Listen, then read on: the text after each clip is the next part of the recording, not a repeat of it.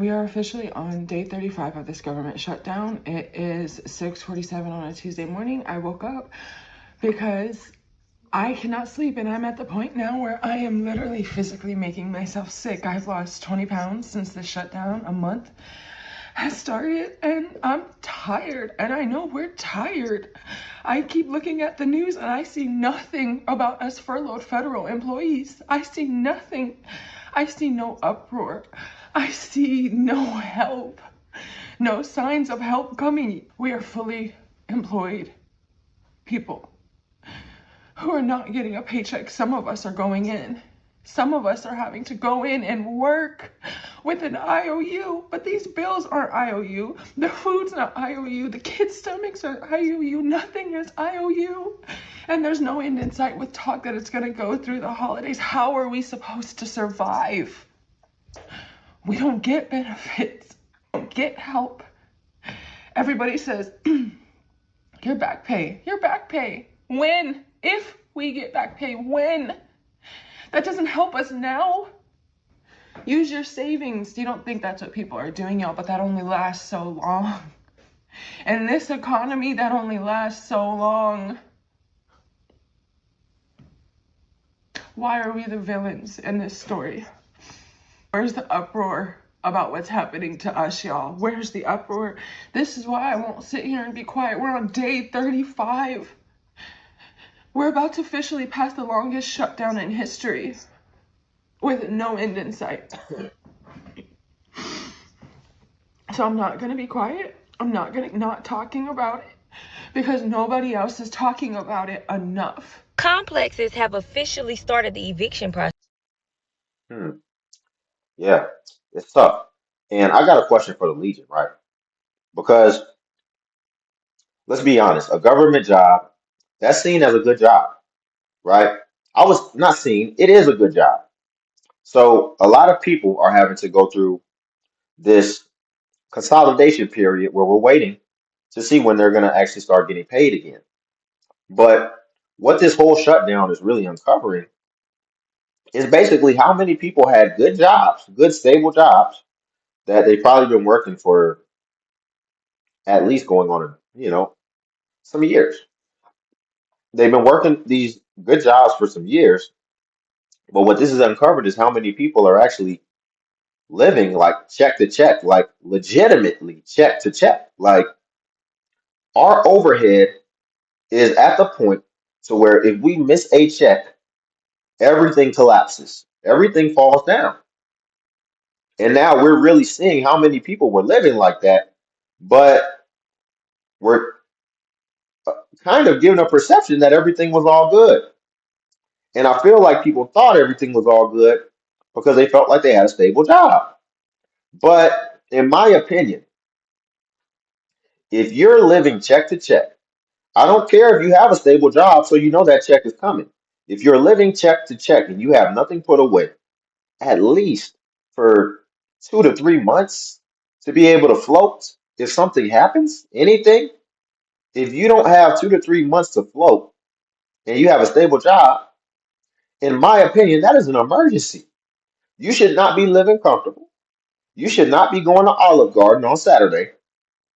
You should be looking at that like, oh my gosh, we are one situation. We are one engine blowout. We are one HVAC not working away from being in that situation too. Regardless of the government shutdown, anything could have kind of put you in that situation.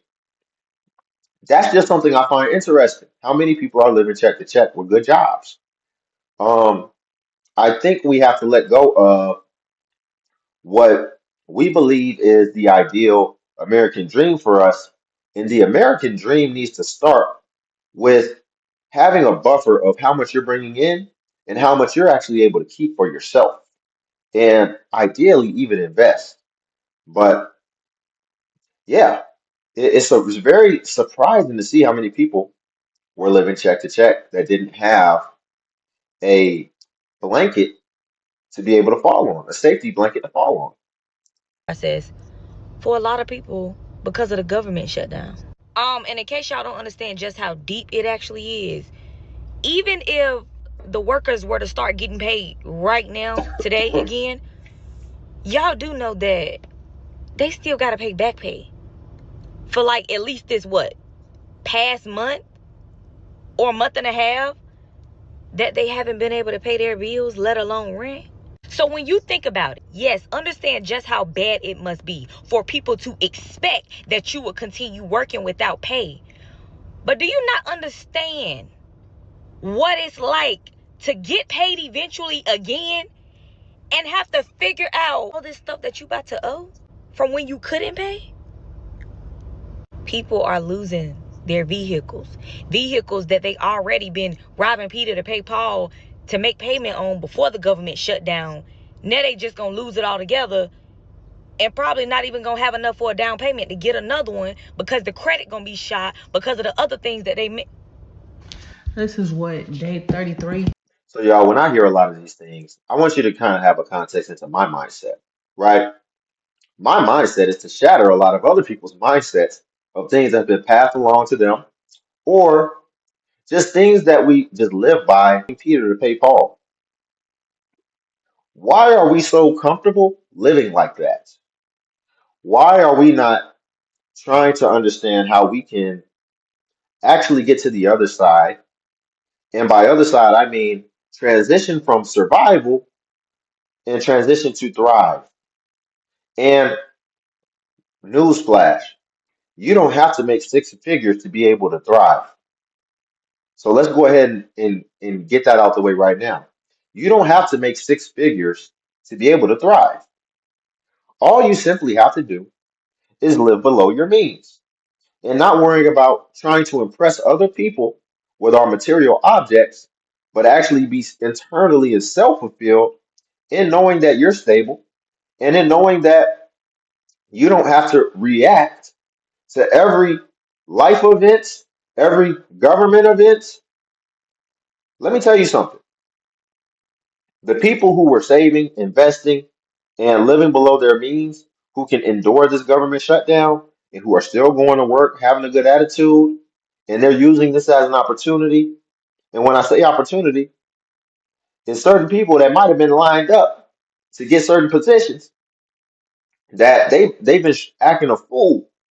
And now somebody else who had everything in order and was like, I mean, we're gonna get it. Once we get it, I'll be fine. And I'm not saying that this is right. I'm not saying that the government shutdown is right. And shoot, I don't know if I would work and not get paid. I'm gonna be honest. But if it's the government, I probably would. Let me explain why. It it's a good chance that the government's gonna give you your money, right? I've seen situations, contracts, all type of thing where you don't know if you're going to get paid from a private company. Anything could happen. They can go bankrupt, anything, or they could just not pay you. They got this thing net 30, all that. So now that's stressful when you really are owed some money and you don't know if you're going to get it. But a government shutdown, I feel like that's pretty stable. I feel like, you know, give it 60 days, it'll wash over and you'll get your money back. That's just how I think. I'm not quick to panic. I just kind of evaluate things accurately and look at what my best next step is going to be. And also, it's a bit of that investor mindset, right? A more long-term thinking. When something happens where a lot of people are panicking, I'm thinking, how can I capitalize on this, right? And I don't expect most people to think like that.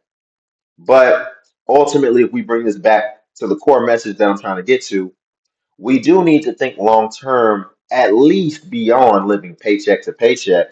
And we need to understand that anything, we can't be living in a position where any one situation can wipe us out completely.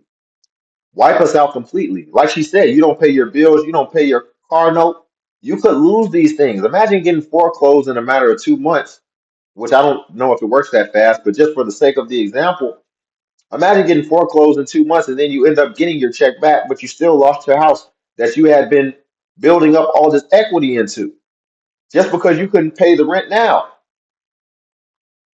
We have to start thinking more long term and we have to start setting things up in a way that is manageable and that is sustainable for the uncertainty and the complexity of life's challenges. So that's the core message I want to leave with. You know, like I said, I'm trying to take these and I'm trying to make it applicable and use these as case studies. But y'all like the video. Also subscribe if you want to join the Limitless Legion. Cash App link below if you want to buy your boy iced coffee. And also feel free to join the Patreon as well, where I'll post self-improvement content. Until then, I'll catch you guys in the next video.